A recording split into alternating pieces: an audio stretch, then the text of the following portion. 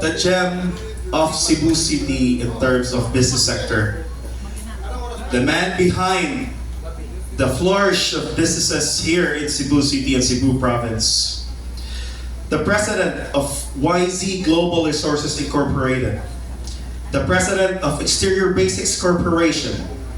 The board of director of Sun Energy Developers Asia Incorporated. Cebu's pride, the one and only, the president Cebu Chamber of Commerce and Industry Incorporated, Mr. J. Yap Yuvallos. Let's give a big round of applause, please.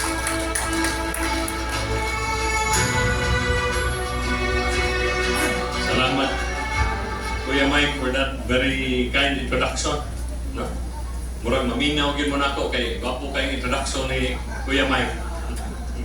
First of all, let me acknowledge our National President of Philippine Eagles, Kuya Ronald F. Delos Santos. Sir, it's an honor to meet you.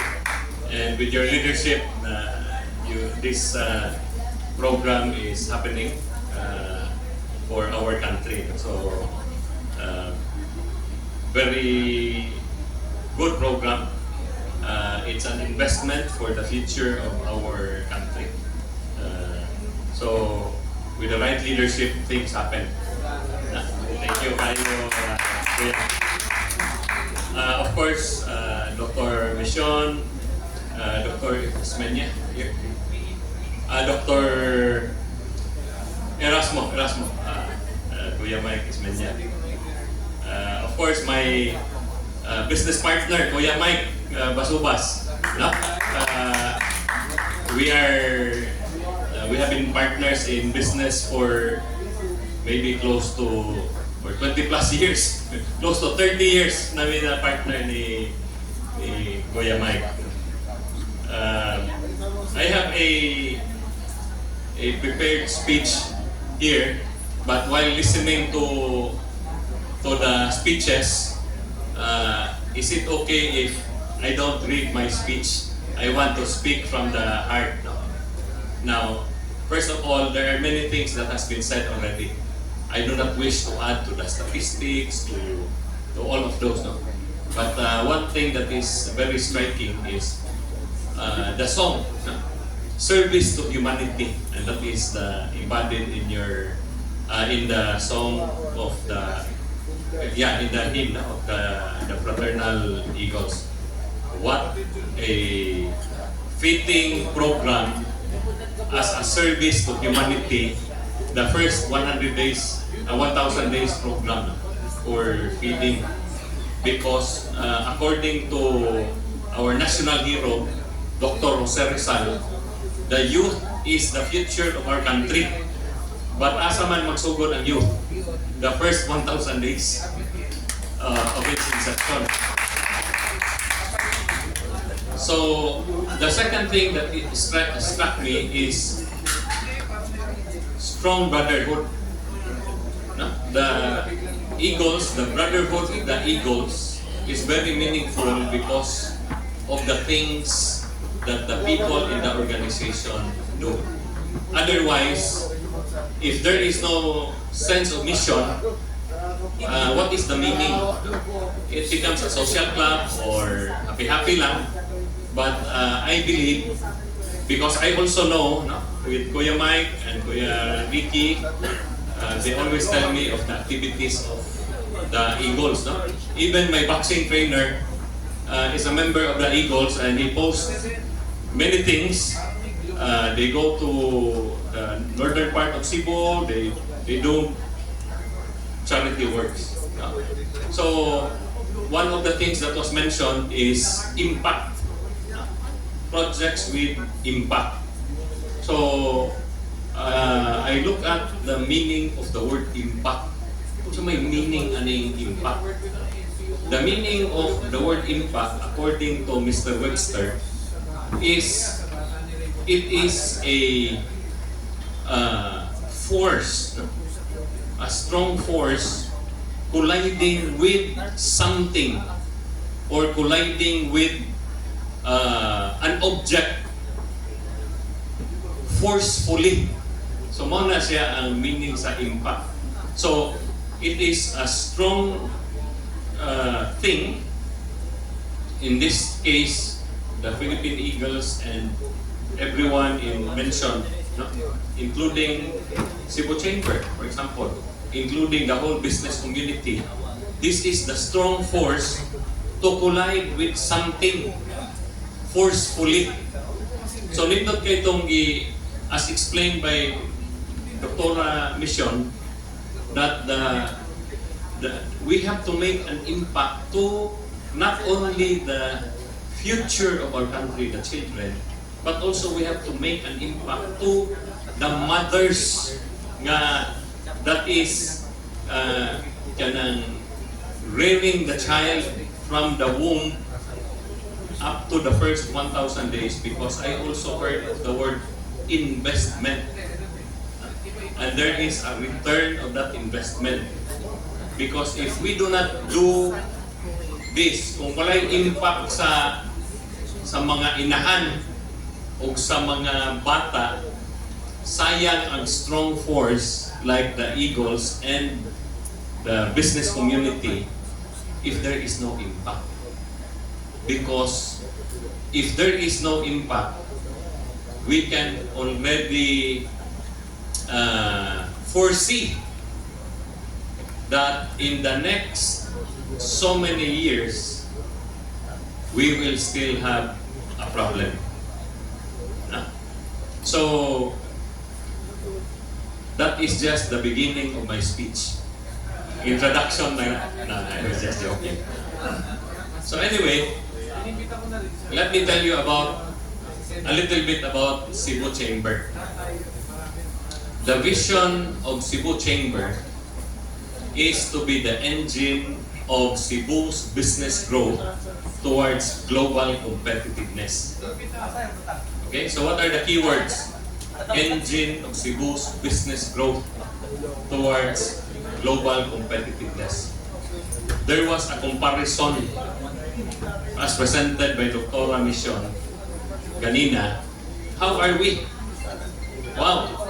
In the world, we are number 9 in terms of stunting.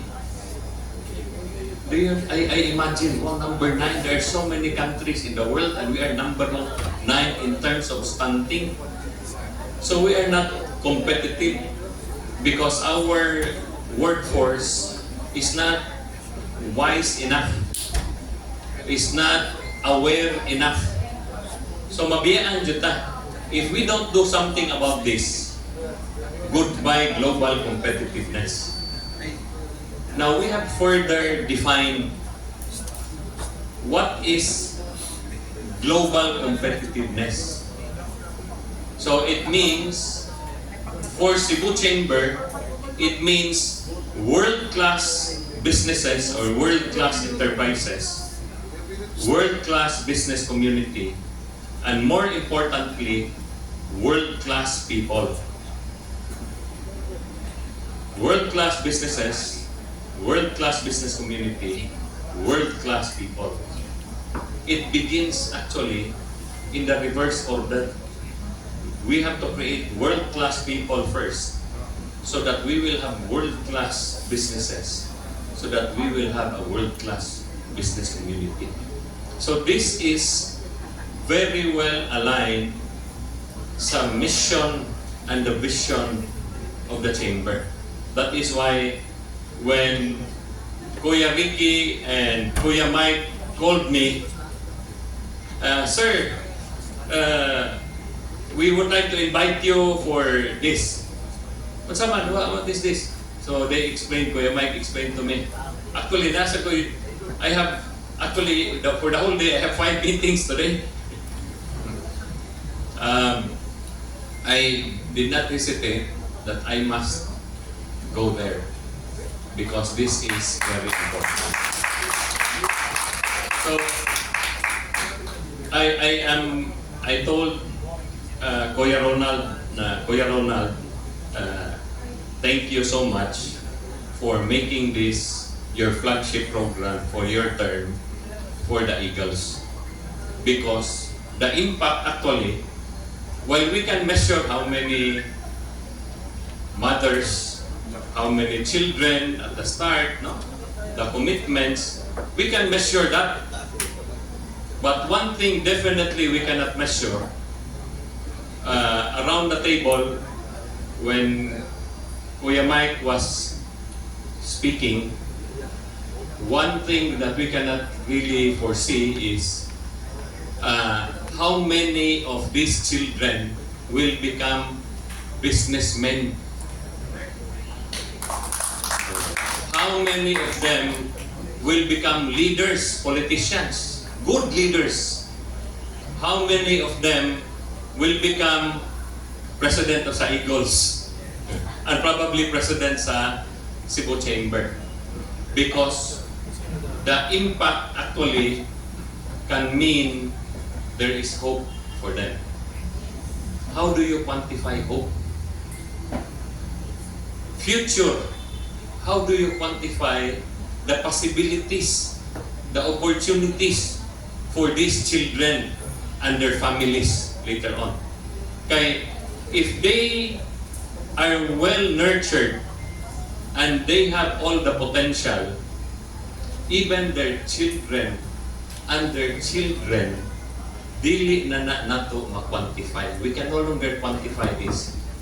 So when I said the word impact, a force, a strong force, this is a strong force.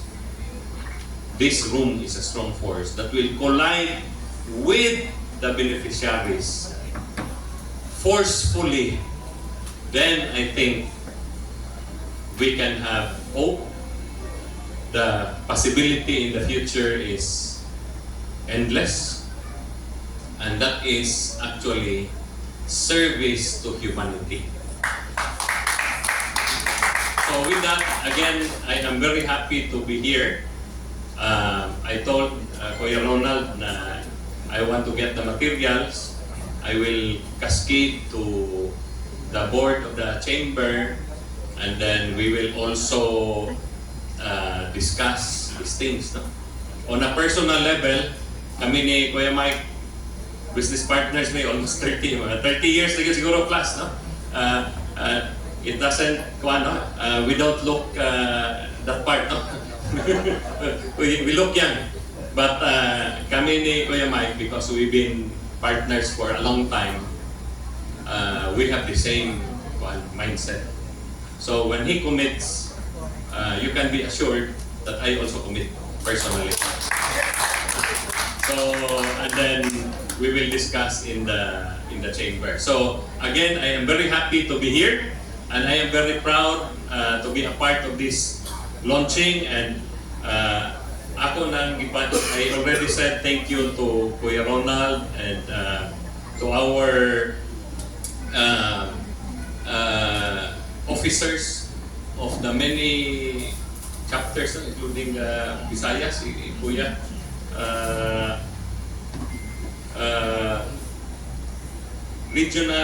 Our regional governors, no, that are here sa Eagles. Thank you very much for inviting me, and good evening everyone.